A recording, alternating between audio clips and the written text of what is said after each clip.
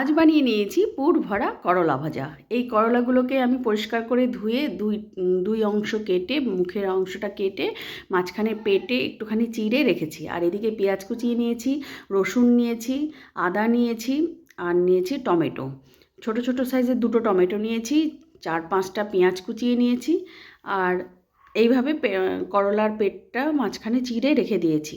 এইবার সর্ষের তেলে পুরটা তৈরি করব। সর্ষের তেলে যেগুলো যেগুলো আমি কেটে রেখেছিলাম, পেঁয়াজ, টমেটো, রসুন, আদা সমস্তই আমি, আর তার সঙ্গে নিয়েছি 1 মুঠ চীনাবাদাম। আদা নিয়েছি এই 1 ইঞ্চি মতো আদা টুকরো নিয়েছি। আর পেঁয়াজ নিয়েছি 6-7টা, মানে পরিমাণ বুঝে আর কি, করলার পরিমাণ বুঝে এটাকে তৈরি করতে হবে। আর এর মধ্যে নুন, হলুদ গুঁড়ো, শুকনো লঙ্কার গুঁড়ো আর একটু জিরের গুঁড়ো, ধনের গুঁড়ো দিয়েছি। দিয়ে এটাকে সুন্দর করে একটুখানি ভেজে নিয়েছি। নিয়ে ঠান্ডা করে মিক্সার গ্রাইন্ডারে দেব, দিয়ে এটাকে ঘুরিয়ে নেব, পেস্ট করে নেব। আর এটাকে পেস্ট করে রেখে আমি করলাটার মাঝখানে যে পেটটা চিড়ে রেখেছিলাম, এটা করলাটাকে বয়েল করেছি আমি নুন জলে।